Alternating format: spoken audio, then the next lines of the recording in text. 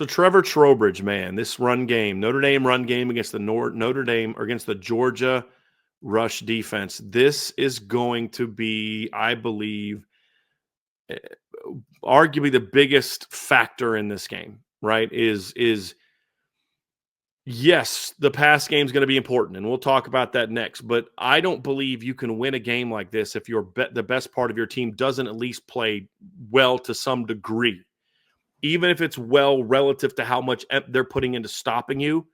So they're committing all their resources to stopping the run. You only go for $150, but that $150 grinded it out, forced them to stay down, and allowed you to open up some big plays outside or big plays in the throwing game, things like that, right? It has to be where they want to keep you down, then they have to overcommit to stopping it, which opens up other things. It has to be at least something like that, Trevor. And then for Georgia, this is what's been your bread and butter all these years, is your rush defense. It's why you have had 2 champions in recent seasons. It's why, you're considered this phenomenal defense that nobody can do anything against.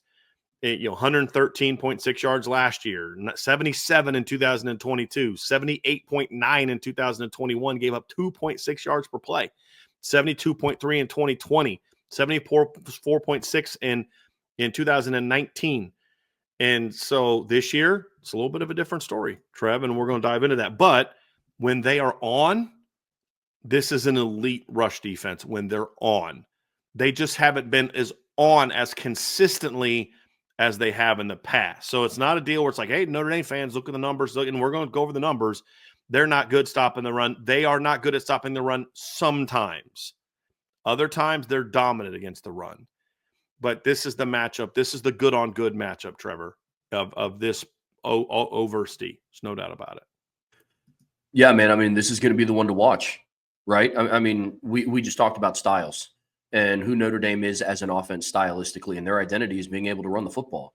Now, I mean, I don't think anybody is expecting, again, would not be upset if this happens, but I don't think anybody's expecting Notre Dame to go in and play Georgia's rush defense and go for 200 on the ground, right? If that happens, we're talking about a crazy game, and we're having a heck of a time on the postgame show, right?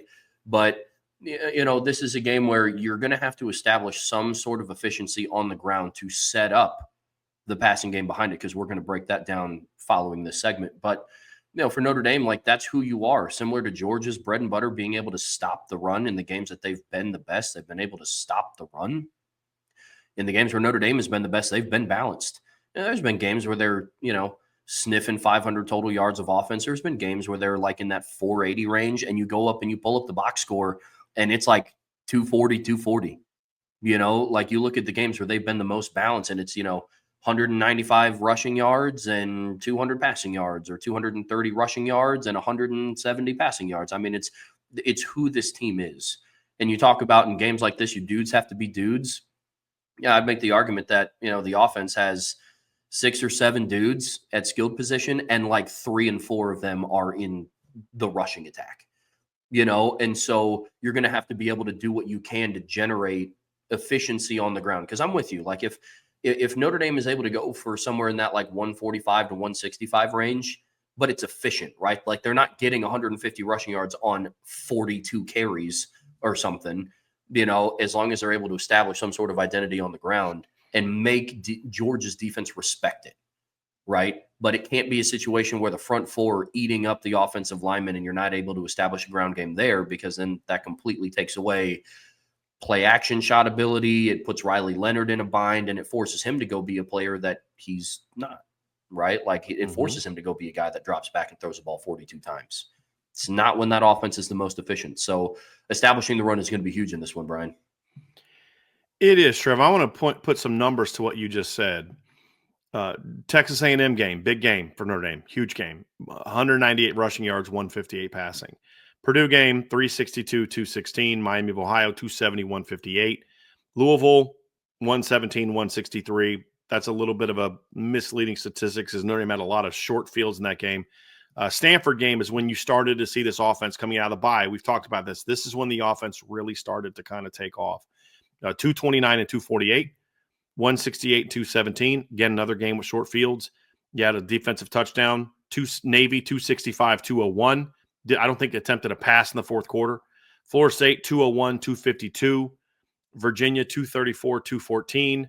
Army, 279, 189. Again, didn't really throw in the fourth quarter. USC, 258, 178. Indiana, 193, 201. To your point, it's that balance that we've seen in the since the bye that has defined who this team is. It's their rushing is still really good, but their passing has kind of gone up a little bit, which is a lot of it has to do with the rush defense. But Notre Dame needs to be able to have some balance in this game. There's no doubt about it. But at the end of the day, this team is built on running the football. That's what got you here. And if you're going to win a championship, you're going to have to find ways to run the football in this football game. And can they do that? We're going to find that out, because this is, as we said, this is a good Georgia defense when they are locked in. Let's look at the numbers here real quick, Trev, to give you an idea of the rushing numbers. There we go. Notre Dame this year ranks 11th in rushing yards per game at 222.4. They're third in the country in yards per attempt at 6.2. They're 42nd in the country in rushing touchdowns with 3. They're third in the country with most runs of 30 yards or more, with 17 runs of 30 yards or more. That's nuts. And they rank 37th in the country in tackles for loss allowed per game. On the season, they've given up 60 in 13 games. Other side of the ball, Georgia, rushing yards allowed. They rank 36th in the country. They've given up 127.8 yards per game. They are 31st in the country in yards per attempt at 3.7. They're 29th in the country in fewest rushing touchdowns allowed with 14. And they rank 39th in the country with 5 runs of 30 yards or more allowed. And they rank 32nd in the country in tackles for loss per game. They've had 86 tackles for loss on the season. So when you look at those numbers, Trevor, it shows, we're going to talk on paper, and then we're going to talk about the real matchup. But on paper, Notre Dame clearly has the advantage here, is Notre Dame being a top 5 rushing team in all metrics outside of total yards. They're 11th to total yards, and Georgia's defense has been good against the run, but not elite against the run statistically. Again, we're going to talk numbers first, and then we'll get into the matchup. But let's dive into that part of it here, Trevor, when you look at the Georgia Notre Dame rush offense against the Georgia rush defense. Yeah, Brian, I mean, from a numbers perspective, Notre Dame runs the ball at an elite level, right? I mean, you're not third in the country in rushing touchdowns, third in the country in explosive runs, and I consider that 30 yards or more, right? You're not, top 11 in the country in rushing yards per game. And then you also have to factor in like what teams, are ranked above them that are like triple option teams, right? Like Notre Dame's not a triple option team. Like they are a more traditional offense. They're just run first identity, right? And so you go through and you look at those numbers. To your point, Trevor, just real quick, I want to back up what you're saying here. If you look at teams in rushing yards per game, there's only 2 Power 5 teams ahead of Notre Dame. That's UCF at number 7 and Tennessee at number 9. Mm-hmm. Mm-hmm. And so when you go through and you break down the company that Notre Dame is in, right? Like this is a team that runs the football at an elite level. And then you go and you break it down statistically for Georgia. They're a team that hasn't had a lot of success stopping teams from moving the ball on the ground against them. You've given up 5 plays of 30 runs or more, which is a good amount. I mean, I understand there's a certain lens that you can look at, and it's like, 5 over the course of an entire season. But again, they're 39th in the country, right? Yards per game, you have that at 36, which honestly is a little shocking. Like you kind of have to go through and you weigh the types of games that went into it. Because I know Georgia Tech went for a bunch on the ground. UMass went for a bunch on the ground.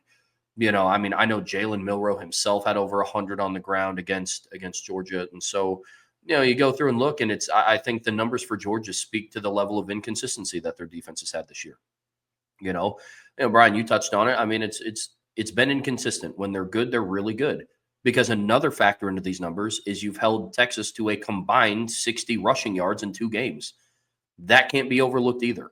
Like if somebody's going to say, well, look what they did against Georgia Tech. Absolutely. Look what they did against Texas. You have to look at both pieces of evidence to weigh in how you feel about this Georgia rushing defense, right? So right.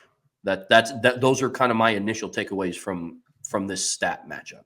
Well, here's another part to look at too, Trevor. Is we do this all the time. We talk about quality competition, and what they faced. And there's this talk, well, Georgia's faced a gauntlet of a schedule. Okay, they have those teams. But here's what they faced rushing offenses: 9th, 35th, 39th, 45th, 49th, 50th, 63rd, 66th, 70th, 82nd, 87th, and then Tennessee Tech. Now, what's interesting is the game that most defines what Georgia has been this season with their rush defense, I think can all be summed up in one game, and it's the Tennessee game. Because that game, to me, more than any other, showed what they look like when they're not playing good football and what they look like when they are playing good football. And that game was fascinating because if you watch the first half, Trevor, Dylan Sampson was running all over Georgia. Yeah. I mean, running all over him. He had 17 yards rushing, or 17 touchdowns in that, or 17 touchdowns. He ended up with over 100 yards in that game, and they had 17 points at halftime. It was a 17-17 game. Tennessee jumped out to a 10-0 lead on the back of Dylan Sampson running the football. Peyton Lewis also had 30 yards and average 5 yards a carry. And then the second half of that game comes around. Georgia makes adjustments. They start getting more aggressive. They start putting more numbers in the box. And Tennessee had no answers because they said, we're not going to let you run on us now. We're going to make you throw the ball on us. And Tennessee couldn't do that. That game, to me, summarized what Georgia looks like when they're not playing great with their rush defense, and then what they look like when they play really, really well. And I don't have the actual breakdown in front of me. I should have done that before the show. But I watched the game, and I'm positive the numbers are going to show you exactly what we just said, which is they struggled on the run in the first half. And in the second half, they made adjustments and absolutely dominated the Tennessee ground attack. I mean, Tennessee went right down the field on the drive on the first play of the game, Trevor, 12 plays, 78 yards. Pass completion for 6, run for 3, run for 8, pass completion for 9, pass completion for 6, defensive pass interference, pass completion for 12, run for 2, incomplete pass, run for 11, incomplete pass, run for 5, run for 1 touchdown. Right? And, I mean, that's kind of what they did. They scored later in the half to take a 4-point lead or 3-point lead. 4-yard run, 10-yard run, incomplete pass, 16-yard run, sack, 4-yard run, pass completion for 9 yards, 3-yard run, pass completion for 7, 27-yard run by Dylan Sampson. Right? I mean, like, they ran the ball on him. Second half, very different story. 7 yards, 34, 7 plays, 34 yards, 7 plays, 30 yards, 12 plays, 36 yards, 5 plays, 17 yards, and they fumbled. Second half, they completely shut the run game down. No big runs, no chunk runs, more negatives, and Tennessee couldn't get anything going. That's the only really dominant rushing team they've played all year. Georgia Tech would rank higher, honestly, Trevor, if it wasn't for their game against Notre Dame. I mean, they've been a pretty good rushing offense this season. I would argue that they are better than the 35th best rushing team. Notre Dame shut them down. They struggled again the next week against Virginia Tech. Then they ran all over Miami, ran all over Georgia, ran all over North Carolina and Duke in previous games. So I think that's probably, I'd say, rankings they're 35th, but I would argue that Georgia Tech has a top 25 caliber rushing offense. I don't know if you'd agree with that, but if we're going to talk context, I think that is it. But they've really only played two teams this year that are really dominant when it comes to running the football at a high level. And I think what's another stat to look at, Trevor, too, is yards per play. And I think that's a factor too, because Notre Dame this year ranks 3rd in yards per rush. I'm looking at their schedule. The highest ranked team that they play all year is Clemson at 25, and then Tennessee at 28. So it just, again, I point to this. They haven't faced a rushing offense like Notre Dame's. Whereas I do think Notre Dame has faced rushing defenses that are similar to Georgia's in production. I don't know that Notre Dame's faced a rush defense that has the talent. Well, actually, I don't think that they have. I'm saying that they have the talent, but they face some that are as productive. Does that make sense? I mean, like, does that kind of? Yeah, absolutely. I mean, I kind of look at it the same way that I look at when I was doing the Notre Dame Indiana comparison, because it jumps off the page at you, right? When you look at it and say, well, Indiana has the number 1 ranked rush defense in the country. It's like, okay, let's break down who they faced. And then once you break down who they face, you look at it with a little bit of context, and you can do the same thing with Georgia. But I think you hit the nail on the head, man, about just I think their entire rushing defense, when you like in a season, can be summed up in their performance against Tennessee. And what that showed me more than anything is when teams are able to remain balanced against Georgia, they struggle. Georgia's defense struggles with balanced offenses. What is Notre Dame's offense? A balanced offense. They feed off of being a balanced offense.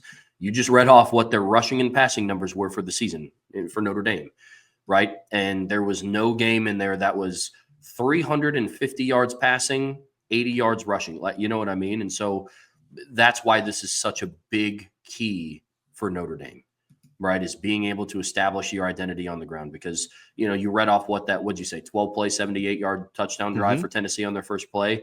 It wasn't run. I mean, it was, Right. 3-yard run, 8-yard run, 9-yard pass, 4-yard pass. I mean, 12-yard run, right. Yeah. It wasn't until the 27-yarder by Sampson for the touchdown that they really ripped off that big run. Right. But again, that's a Tennessee team, and this is what I don't think a lot of people that aren't Notre Dame fans quite understand about this Notre Dame offense. It's not a grinded-out rushing team. It has been that way at times when it's needed to be. Tennessee is a grinded-out rushing team. Look, Notre Dame, Tennessee ranked 2 spots ahead of Notre Dame in rushing offense this year. Tennessee averaged 225.9 yards per game this year. Notre Dame averaged 222.4 yards per game this year. Correct? 222.4 yards per game this year. Tennessee carried the ball 584 times. Notre Dame carried the ball 463 times. That's over 100 more carries for only 3 more yards per game, because Tennessee ranks 28th in the country in yards per attempt, where Notre Dame ranks 3rd behind Boise State, who has Ashton Genty, and Army, a triple option team. Like, that's what, and if you want an example, well, if they face front seven, like there's I think Texas A&M's not that far away. And what was the difference in that game? It wasn't that Notre Dame was chunking 8-9 yards every single run. It was 40-yard run here, 40-yard run there, 29-yard run here. You know, you go on a 37-yard run by Jadarian Price, gets called back because of a hold. Now it's 1st and 15 because it happened downfield, and they hand the ball off to Jeremiah Love, and he goes for 29. You know what I mean? Like, it's been that. That is what makes this Notre Dame rushing defense different than a lot of others. Is Notre Dame doesn't have – again, I think Notre Dame can be a grinded-out team. They just haven't needed to be a whole lot. And I think that's what makes this a little bit different. And that's what makes this an intriguing matchup, because let's talk about Georgia's rush defense and when it is good, because I think they're going to get the best version of it in this. I do think they're going to get a game plan geared towards Georgia's going to say, listen – because Kirby Smart is a sharp dude football-wise, and this is how Nick Saban was. It's like, look, we're going to take away what you do best. Notre Dame's defense does this all the time. We're going to take away what you do best and force you to beat us with something else. We're going to even dare you. Remember, we talked about the Louisville game. They dared Louisville early in that game to run the football. And they did, and they fell right into Notre Dame's trap a little bit. And we've seen other teams do that. But when Notre Dame has wanted to stop the run, they've been able to shut down and dominate the run. That's what good teams do. When Georgia wants to shut down the run, they can come into the game and say, we're just not going to let you run the ball on us. And it's gonna do some damage to you. So they're going to come in with a game plan to stop them. And what does that look like, Trev? What is it? What is Georgia's defense? What makes them good when they are good? Well, number one, they're big.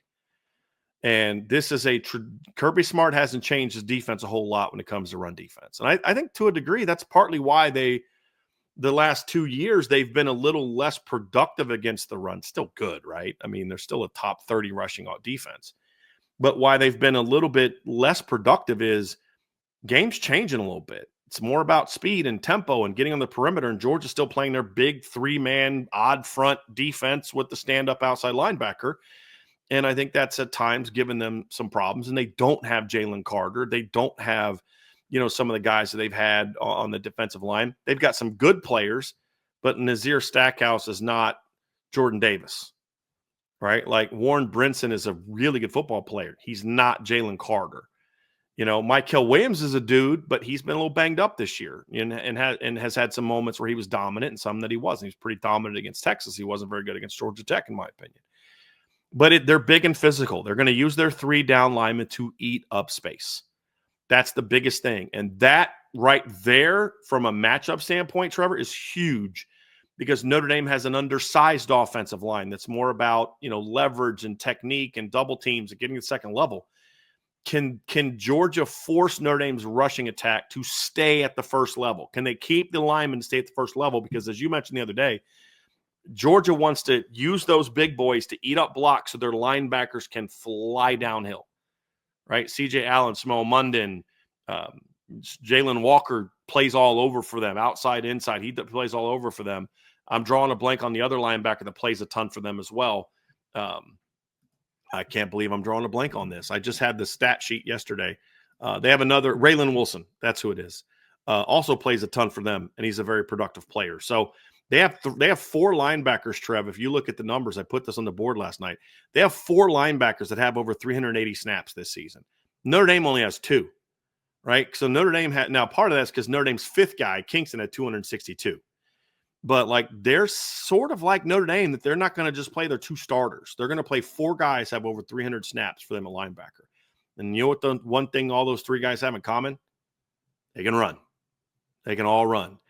And that's going to be the matchup. That's what their game plan is going to be determined to do. They're going to line up in their odd fronts. They're going to do all their pre-snap shifting, that sudden shift to try to get you, draw you off sides. It has twofold impact, right? When they do that shift, number 1, hopefully draw you offside a couple times, get you 5 yards or a false start. But number 2, it's to mess up your count.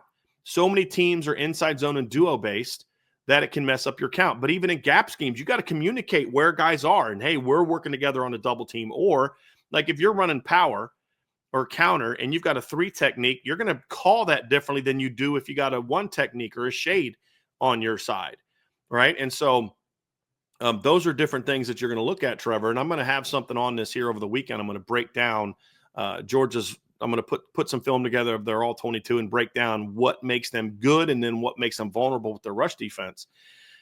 So to me, that's it right there, though. They're going to be big. They're going to try to eat up blocks. And Nazir Stackhouse is going to try to eat. They're going to have him. He's going to say, hey, look, 78, you got to dominate 78, right? That's the 78 versus 78 battle, right? Stackhouse is number 78.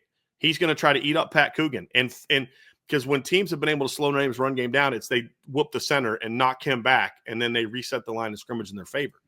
They're going to try to eat up that double team and let their linebackers run. If they can do that, they'll have some success. The other thing they do is when they feel threatened in the run game. So when Georgia Tech started running on them, if you go back and watch not the Ole Miss game as much, but Georgia Tech game was this way. The Bama game was a little bit this way early. And there's been a couple other times when they felt threatened running the football, they would start bringing more edge stunts and then bringing those safeties down and try to overload a side and try to create some negatives in the run game.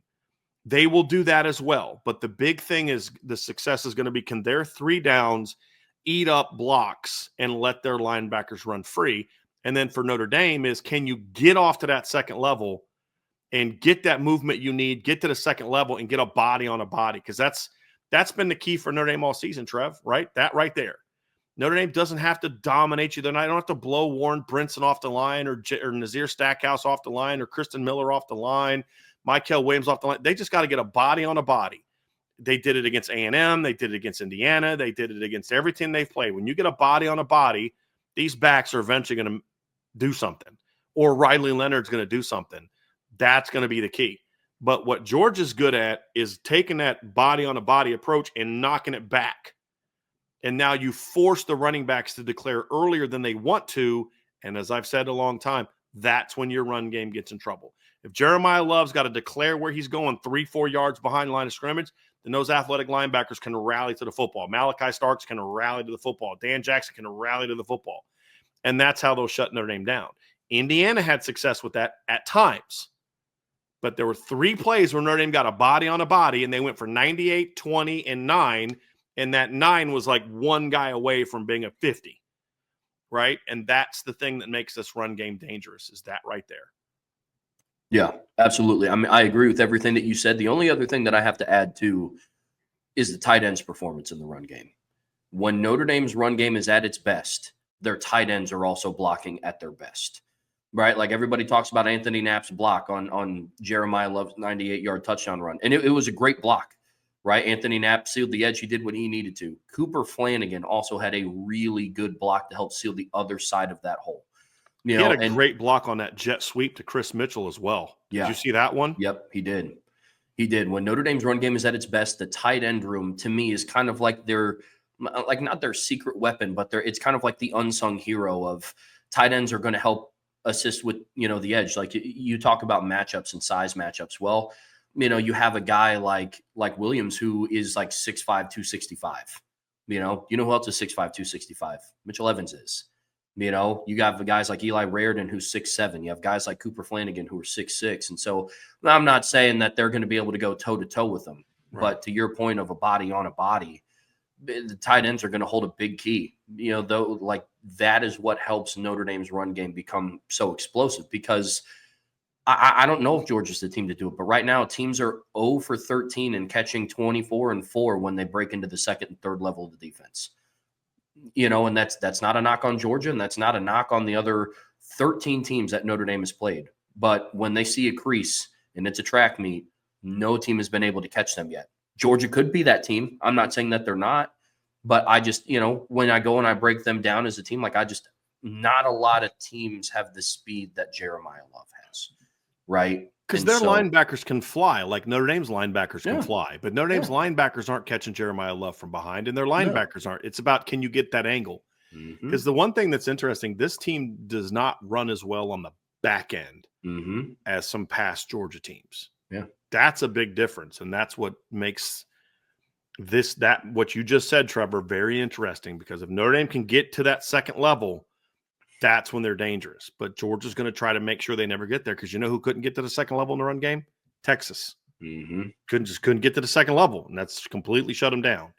Oh, yeah. Well, I mean, their run defense is great at times. Their linebackers fly downhill. Dan Jackson especially fills the alley extremely well. Malachi Starks leads the team in tackles. And that's not because every single tackle he makes is 25 yards away from the line of scrimmage, right? Like their safeties do a really good job of filling the alley, and they come downhill fast. Like this defense is a very like OG Kirby Smart style of defense, where they like to keep everything in front of them, fly downhill, make the big play, make the big hit. But if you can get behind them, like I said, like they give up those chunks. They rank 39th in the country in runs of 30 yards or longer for a reason.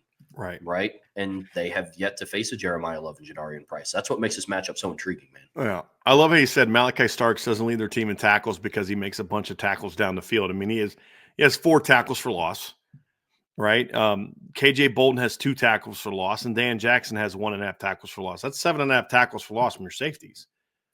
That means you're coming downhill, and they do a lot of that rolling and robbing, right? I mean, they do a lot of that different stuff, and they will especially do that if they feel that they can't stop your run game with their box. They will get even more aggressive triggering those safeties and using them as weapons, and we saw that. We saw it against Texas from the jump, and that's why Texas had a couple big plays in the pass game, is because they did leave their corners on an island a lot more than they normally do. It's partly why Georgia Tech had some success throwing the football as well, because they were really triggering their second and third level defenders to shut down the run game. And that's why, like Georgia Tech didn't like nickel and dime them all game. They big played them a lot in that game. And Notre Dame's going to have to do the same thing. It's just you can't count on it happening after a scrum and the guy pops out because no one tackled him, right? Like that doesn't translate to Notre Dame. Well, look, if Notre Dame can just keep their running backs from not going down in a scrum, then they can run for 44 yards as well. That's not how it works. You know what I mean? But Jamal Haynes being stopped to one side, cutting it back, and then outrunning the defense the other side, that translates for Notre Dame, because we've seen them do that. And those are the things that they're going to have to do in this game if they're going to be successful. And, of course, that's also going to include Notre Dame's going to have to be able to – this is a game where I think you're going to need a little bit more from Riley Leonard as a runner, not just on scrambles, but as a runner. This is a game where I think you need to be able to say, hey, are there ways that we can maybe utilize our 2 backs together on some stuff with some jet sweep stuff to kind of slow Georgia's crash down. Look, if it's Jadarian Price's series, cool, but let this one be a Jadarian and a Jeremiah series. Go 21 personnel, and you've got your tight end, your two receivers, and you put Jeremiah out there. You can throw him some screens with your RPOs. You can use him on jet motion to try to say linebackers, if you run with him, if they run with him, then you're handing it off to Jadarian or Riley. If they don't run with him, you're coming back the next play and you're handing the ball off to him, or you're running reverse. They're going to have to be creative. Look, you got, 11 days off before your next game. Or no, this one you actually only have 8 days off. But you have a week plus before your semifinal game. You're leaving it all hanging out. You're not saving anything, because if you don't use it all in this game, you don't have a next game to play for. So I do think this is a game where Notre Dame doesn't have to get cute against Georgia. Texas tried to get cute against Georgia because they didn't believe they could line up and run the ball at Georgia. Part of that is how they played the first game. And then the second part is you have no Kelvin Banks. Right? That matters, right? I mean, imagine Notre Dame trying to play Georgia last year without Joe Alt. That's essentially kind of what not having Kelvin Banks is for that offensive line, because the rest of their offensive line isn't great. They play well as a unit. They're coached well by Kyle Flood, but Kelvin Banks is their dude. They didn't have him, and Georgia knew that. But Texas coached scared. Notre Dame will not coach scared of Georgia's front. However, you also can't coach stupid and be like, well, we're Notre Dame. We're just going to run inside zone and do at them every single play and expect our guys to – no, that's not putting your guys in a great position either. Have your counter game queued up, right? Have some of your – that's what I love that they did against Indiana. They didn't do it a lot. They did it twice. But they both went for positive gains because Indiana is a downhill team. And so Notre Dame ran a couple jet sweeps for 7-8 yards. That loosens you up a little bit. And I would like to see some of that in this game as well, whether it's Chris Mitchell getting the ball, Jade Greathouse getting the ball, or especially if it's Jeremiah Love or even Jadarian. I mean, heck, if you want to put Jadarian in the slot and let him, if you think that they're going to focus more on Jeremiah running downhill and less on Jadarian, then you can do it that way as well. But those are things you do have to have some creativity against this Georgia team, and say, hey, listen, we're gonna take a couple chances. And hit some of those plays. Yeah. But Notre Dame's hasn't put up the numbers that they've put up this year by accident, Trev. That's the thing that I don't think a lot of people we talked about what Georgia has faced this year in their rushing offense, and they faced one top 25 rushing offense. Notre Dame has played the number one. Let's see here. They just played the number one rushing offense in the defense in the country last week in Indiana, right? They have played, let's see here, the number 18 rushing defense in the country. They've played the number 26 rushing defense in the country, the number 31 rushing defense in the country, and the number 40 rushing defense. They played 5 top 40 rush defenses and did what they did. And Georgia played 3 top 40 rushing offenses and did what they did. So, look, this Notre Dame team hasn't beaten up on a bunch of nobodies this season, and they're going to need that part of their game. There's no doubt. So, like Trev, when you look at we broke down the numbers. When you look at the areas where you feel like, what is the keys to success for Notre Dame running the football? I'll give you my 3. I want to hear yours. Number 1, the offensive line has to play well together and play with better timing than they did against Indiana. I thought they rushed their double teams way too much because they were worried about Indiana's inside linebackers. Well, I got news for you. Indiana had very good inside linebackers. They're not as good as Georgia's. They're not as athletic as Georgia's. They're not better than Georgia's. They may have been more productive because Georgia plays 4 guys where Indiana primarily played 3 and 2, and then another guy would play some rover and a little bit inside Elijah Hardy. And so that's going to factor into it a lot as well, and the difference in some of the production numbers. Like, it's why Aiden Fisher had over 100 tackles, and I don't believe any of Georgia's linebackers had that kind of number this season, right? Well, part of that's because they play a lot of guys. Their leading tackler had 72 tackles. But if you look at their numbers, 8 of their top 10 tacklers were inside linebackers because they play a lot of guys. So you're going to have to be more patient on the first level with your double teams. That's number one. Number two, Notre Dame is going to have to be who you are, but part of that is know that you have to do things to try to key them off of your base runs. Don't go away from inside zone. Don't go away from duo, but have some things that counter that a little bit more effectively. And then number three, and this is just looking at the pass game or run game. So not like, pass game has to protect it and all that. This is just run game. The final piece is Riley Leonard's going to have to be involved in the run game and not just red zone and short yardage. I think that there's going to need to be some early down situations, especially early in the game. If you see Georgia coming hard, there needs to be something where you do some sort of, I'd go 21 personnel. I'd put Jeremiah in the slot. I'd have him to the same side as Jadarian Price. I'd run a jet sweep with Jeremiah. I would fake an inside zone to that same direction to Jadarian and then have Riley pull it and take it right out the back gate. And then you just get Riley in space against their safeties. Now, they make plays. Maybe they don't, because the way that Georgia plays is their linebackers are going to run with the guards. Their safeties are going to key the backs and the quarterback. And so then you get Riley Leonard in space against Malachi Starks or Dan Jackson. Take your chances with that. Maybe Malachi makes the play. I feel a lot better making a play against Dan Jackson than I do Malachi Starks, but take your chances. And if he's good enough to tackle Riley in space every time or Jadarian and Jeremiah in space every time, tip your cap to him and say, hey, you lost to a better team if that happens. But I'm taking my chances and I'm getting those guys in space. I think those are the three keys for me to Notre Dame having success in the run game outside of just like everybody's got to play their best football, just like specifically the things that I need to see from them in this game.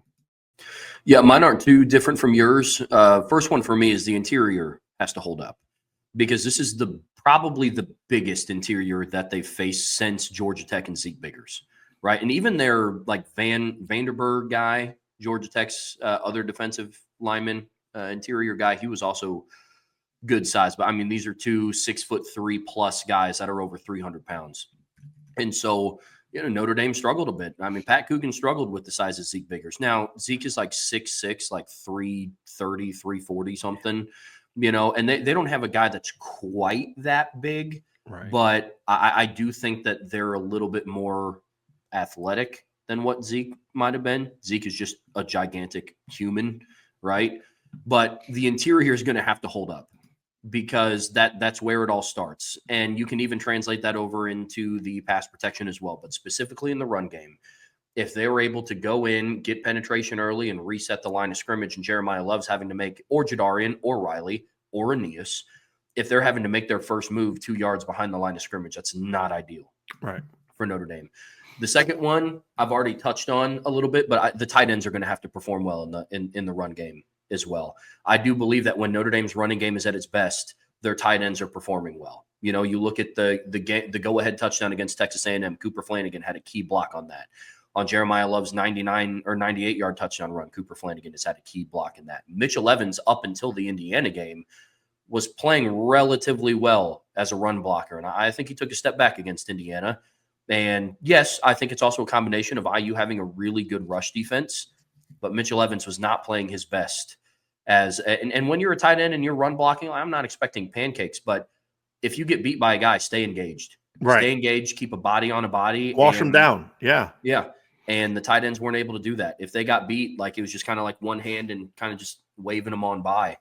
And so tight ends are going to have to stay engaged. And then I agree with everything that you said about Riley Leonard. And so I won't add that to mine. My last one is, it felt like Jeremiah Love against IU was kind of going big play hunting. And yes. I can't really blame him because his second touch of the game went for 98 yards. So to a degree, I understand. But there were a couple of times where Jeremiah Love tried to bounce it to the outside and he ran about 30 yards east-west. Right. And get a -5 instead of a -1 a couple times, or a +1. Yeah, exactly right. And we've talked so much about how Georgia's linebackers are in space. And as much respect as I have for Jalen Walker and Aiden Fisher for IU. The other Jalen Walker. Yep. Jalen with an I, not Jalen with an O. But, as much as respect as I have for those two guys for Indiana, they don't run as well in space as Georgia's linebackers do. No, they don't. And so you're not going to have that much.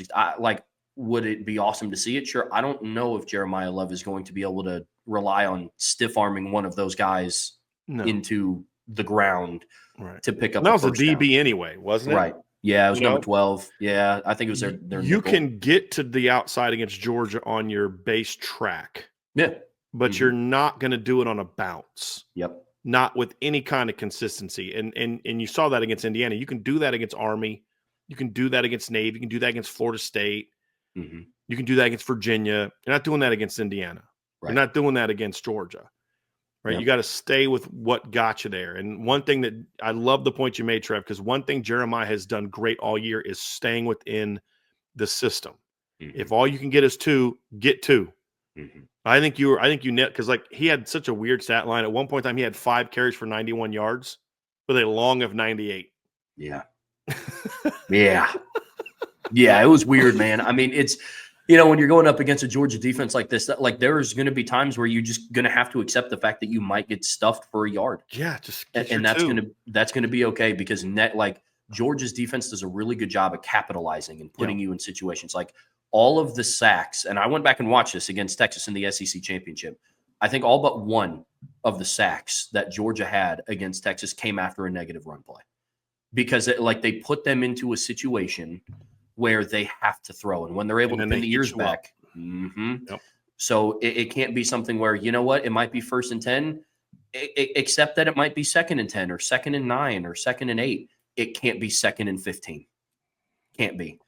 Because then you're putting the offense off of schedule. We've talked so much about how Notre Dame is a rhythm-based offense. And when you're going up against a defense that's this good, they are also going to make their own plays. And so you're just going to have to accept that. And every single time you touch the ball can't be a house call. But it could be if you stay within the confines of the offense. So that's going to be my 3rd for Jeremiah Love and Jadarian Price. I think Price does a little bit better of a job of this. And it's weird because that was kind of Jadarian Price in the beginning of the season, and now he's kind of accepted the role of like, okay, if I'm getting 3, I'll just get 3. Kind of saw that against USC, because he will have his opportunities to go get 30. Right. And Jeremiah Love has done a great job all year. I think there could have been a little bit of that. His knee, people have speculated if it's fully 100%, that 98-yard touchdown run made him look pretty good. He was also battling the flu. And sometimes when people don't feel 100%, they kind of resort back to. I think also he hadn't been on the field in an hour. Yeah. Yeah. You know what I mean? Because he had the 98-yard run, then they had to stop on defense, and then your offense went on a 16-play drive. I think the NBC crew said it was 45 minutes of real time before the Indiana offense got back on the field. Well, that meant Jeremiah wasn't getting back on the field either, because he didn't play that series. And I think part of it was like, look, dude, I've been on the field in an hour. I got to go do something. But again, what was your 98-yard touchdown run? It was you following the blocking. Just follow the blocking, use the right technique, use right timing. And then once you get through the line, then you let your home run talent take over. And I think he'll get back to that. I also think he knew he wasn't going to play as much in that game as he had in previous games. And I think that factored into it as well. But Dylan McCullough will get him back on track. Say, hey, look, man, if you can only get 1, get 1. I mean, it's way better. 2nd and 9 is way better than 2nd and 14 against this defense. There's no doubt about it. So we'll have that. And then biggest concerns, Trev, we already talked about those. I mean, within that, biggest concerns are avoid the negatives. Don't get beat up the middle. That's a big key. And I think the receiver blocking is going to be important in this game too, especially against the safeties, because their safeties are both Dan Jackson, KJ Bolden, and of course Malachi Starks are all very good run defenders, in my opinion. Very good run defenders and smart run defenders. So I love also that you highlighted tight end blocking, because that could be a big part of a successful performance. It could also be a big part of a poor performance, is the tight ends get their butts whooped. That's a legitimate concern I have of them going against Michael Williams and Damon Wilson and Jalen Walker when he comes up off the edge, Chaz Chambliss. The tight ends are going to be against those guys a lot. And if they don't play well, then that's going to, could be a big factor in Notre Dame's run game not being able to get going. It's going to be big parts of it. So that's going to do it for the run game breakdown, Trevor. We're going to do pass game next. But before we do, folks, hit that like button, hit the subscribe button, hit the notification bell, share this podcast on whatever platform you're using, whether it's Spotify, Apple, whatever it may be. Give us a 5-star review. We'd greatly appreciate that. And of course, as always, make sure you have signed up for our message boards, our premium boards at boards.irishbreakdown.com.